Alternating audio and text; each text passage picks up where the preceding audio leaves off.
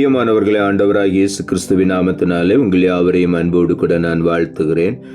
ஆண்டவர் கிருபையாய் நமக்கு கொடுத்த இந்த புதிய நாளுக்காக முதலாவது நாம் ஆண்டவருக்கு நன்றி சொல்லுவோம்.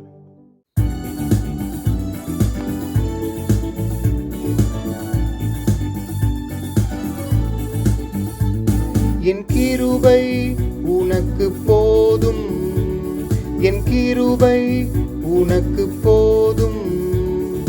பலவீனத்தில் என் பலமோ பூரணமாய் விளங்கும்.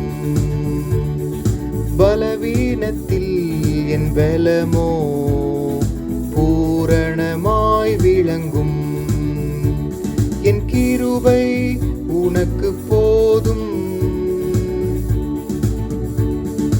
உலகத்திலே துயரம் உண்டு, திடன் கொள் என் மகனே.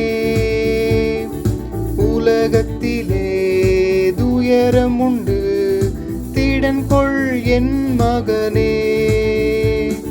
கல்வாரி சிலுவையினால் உலகத்தை நான் ஜெயித்தேன்.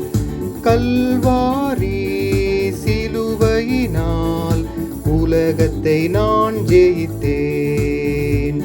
என் கிருபை உனக்கு போதும்.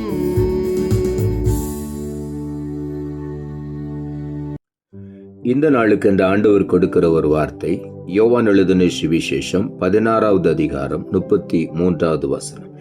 யோவான் 16:33. உலகத்தில் உங்களுக்கு உபத்திரவம் உண்டு, ஆனாலும் திடன் கொள்ளுங்கள், நான் உலகத்தை ஜெயித்தேன் என்றார். ஆண்டவராய் இயேசு இந்த வார்த்தையை சொல்லுகிறார். உலகத்திலே உங்களுக்கு உபத்திரவம் உண்டு. ஒவ்வொரு மனிதனுக்கும் ஏதோ ஒரு விதத்திலே உபத்திரவம் அவனை சந்திக்கிறது. ஆண்டவரும் வேதத்திலே சொல்லுகிறார், உலகத்திலே உங்களுக்கு உபத்திரவம் உண்டு. ஆனால் அதே ஆண்டவர் சொல்லுகிறார், ஆனாலும் திடன் கொள்ளுங்கள். இந்த காலை வேளையில நம்முடைய வாழ்க்கையில உபத்திரவங்களை குறித்து நாம் ஒருபோதும் பயப்படவே கூடாது. இந்த உபத்திரவத்திலே பொறுமையோடு கூட நாம் காத்திருக்க வேண்டும். ஆண்டவர் எல்லாவற்றையும் அறிந்திருக்கிறார். ஆகவே தான் ஆண்டவர் சொல்லுகிறார், நீங்கள் திடன் கொள்ளுங்கள், எதை குறித்தும் பயப்பட வேண்டாம், கலங்க வேண்டாம், திடன் கொள்ளுங்கள், நான் உலகத்தை ஜெயித்தேன் என்றார். நான் ஏற்கனவே இந்த உலகத்தில் வரக்கூடிய எல்லா பிரச்சனைகளையும் நான் ஜெயித்து விட்டேன். ஆகவே நீங்கள் அமர்ந்திருந்து நானே தேவன் என்று அறிந்து கொள்ளுங்கள். உபத்திரவத்திலே நீங்கள் பொறுமையோடு காத்திருக்கும் பொழுது, திடன் கொண்டு தைரியமா இருக்கும் பொழுது, நான் உலகத்தை ஜெயித்து விட்டபடியினால் ஒன்றும் உங்களை மேற்கொள்ள நான் விடமாட்டேன் என்று ஆண்டவர் சொல்லுகிறார். ஆகவே இந்த காலை நேரத்திலே நாம் உற்சாகமாய் காணப்படுவோம். ரோமர் புஸ்தகம் 12ஆம் அதிகாரம் 12ஆம் வசனம் சொல்லுகிறது, நம்பிக்கையில சந்தோஷமாயிருங்கள், உபத்திரவத்திலே பொறுமையாயிருங்கள், ஜெபத்திலே உறுதியாய் தரித்திருங்கள். நம்பிக்கையிலே, ஆண்டவராய் இயேசு கிறிஸ்து மேல் வைத்திருக்கிற நம்பிக்கையிலே நாம் சந்தோஷமாய் இருக்க வேண்டும். காரணம், அவர் சொல்லிவிட்டார், உபத்திரவம் இருக்கிறது, ஆனாலும் திடன் கொள்ளுங்கள், நான் அதை ஜெயித்து விட்டேன். ஆகவே நீங்கள் சந்தோஷமாயிருங்கள். உபத்திரவ நேரங்களிலே பொறுமையாயிருங்கள். அவசரப்பட்டு எந்த முடிவையும் எடுத்துக் கொள்ளாதிருங்கள், பொறுமையாயிருங்கள். அதே நேரத்தில் ஜெபத்திலே உறுதியாய் தரித்திருங்கள். ஆண்டவரோடு கூட ஜெபத்திலே உறுதியாய் நாம் எப்பொழுதும் தரித்திருக்கும் பொழுது நிச்சயமாகவே எந்த உபத்திரவும் நம்மை மேற்கொள்ளவே முடியாது. காரணம், நாம் நம்பி இருக்கிற தேவன் உலகத்தை ஜெயித்தவர். சங்கீதங்களின் புஸ்தகம் 22ஆம் அதிகாரம் 24வது வசனம் சொல்லுகிறது, உபத்திரவப்பட்டவனுடைய உபத்திரவத்தை அவர் அற்பமாய் எண்ணாமலும் அருவருக்காமலும் தம்முடைய முகத்தை அவனுக்கு மறைக்காமலும் இருந்து தம்மை நோக்கி அவன் கூப்பிடுகையில் அவனை கேட்டருளினார் என்று இங்கே எழுதப்பட்டிருக்கிறது. உபத்திரவப்பட்டவனுடைய உபத்திரவத்தை ஆண்டவர் ஒருபோதும் அற்பமாய் எண்ணவே மாட்டார். ஆண்டவர் உதவி செய்வார். அவர் ஒருபோதும் உபத்திரவப்பட்டவனை அருவருக்கவே மாட்டார். அவர் தம்முடைய முகத்தை அவனுக்கு மறைக்கவும் மாட்டார். அவன் அருகிலே வந்து அவனுடைய உபத்திரவத்தின் காரணத்தை விசாரித்து அவனுக்கு அந்த உபத்திரவத்திலிருந்து ஒரு விடுதலையும் ஆறுதலையும் கொடுக்கிற ஒரு நல்ல தேவன். ஆகவே இந்த காலை வேளையில ஆண்டவர் சொல்லுகிறார், அவரை நோக்கி நாம் கூப்பிடும் பொழுது அவர் நிச்சயமாக நம்முடைய சத்தத்தை கேட்டு நம்முடைய உபத்திரவங்களுக்கு விலக்கி நம்மை பாதுகாப்பார். ஆகவே இந்த காலை வேளையில தைரியமாயிருப்போம், நம்பிக்கையிலே நாம் உறுதியாய் தரித்திருப்போம், உபத்திரவத்திலே பொறுமையாயிருப்போம். நிச்சயமாகவே நமக்கு ஒரு முடிவு உண்டு, விடுதலை உண்டு.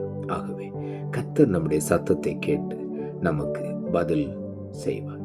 ஏசாயா தீர்க்கதரிசன புஸ்தகம் 35 அதிகாரம் 4 சொல்லுகிறது, மனம் பதறுகிறவர்களை பார்த்து நீங்கள் பயப்படாதிருங்கள், திடன் கொள்ளுங்கள். இதோ உங்கள் தேவன் நீதியை சரிக்கட்டவும் உங்கள் தேவன் பதிலளிக்கவும் வருவார். அவர் வந்து உங்களை ரட்சிப்பார் என்று சொல்லுங்கள் என்று இங்கே எழுதப்பட்டிருக்கிறது. மனம் பதறுகிறவர்களை பார்த்து, உபத்திரவம் நெருங்கிவிட்டால் உடனே மனம் பதறுகிறது. பதறி போய் என்ன செய்யலாம் என்று அங்கும் இங்கும் நாம் ஓடுகிறோம். அப்படி அல்ல, ஆண்டவர் சொல்லுகிறார், நீங்கள் பொறுமையா இருங்கள், மனம் பதறாதிருங்கள். மனம் பதறுகிறவர்களை பார்த்து நீங்கள் பயப்படாதிருங்கள், திடன் கொள்ளுங்கள். இதோ உங்கள் தேவன் நீதியை சரிக்கட்டவும் உங்கள் தேவன் பதிலளிக்கவும் வருவார்.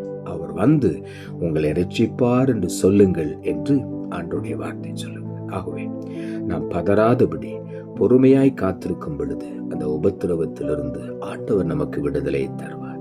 அவர் உலகத்தை ஜெயித்து விட்டார். ஆகவே நாம் இந்த காலை வேளையில திடம் கொண்டு முன்னேறி செல்வோம். கர்த்தர் நம்மோடு கூட இருந்து பெரிய காரியங்களை செய்வார். 1 யோவான் 5 அதிகாரம் 4 சொல்லுகிறது, தேவனாலே பிறப்பதெல்லாம் உலகத்தை ஜெயிக்கும், நம்முடைய விசுவாசமே உலகத்தை ஜெயிக்கிற ஜெயம். இங்கே ஆண்டவருடைய வார்த்தை சொல்லுகிறது, நம்முடைய விசுவாசமே உலகத்தை ஜெயிக்கிற ஜெயம். ஆகவே நாம் விசுவாசத்தில் உறுதியாய் தரித்திருக்கும் பொழுது நாம் ஒருபோதும் உபத்திரவத்தை பார்த்து நாம் பயப்பட மாட்டோம், நாம் கலங்க மாட்டோம், நாம் பதற மாட்டோம். ஆண்டவருடைய சமூகத்திலே காத்திருப்போம்.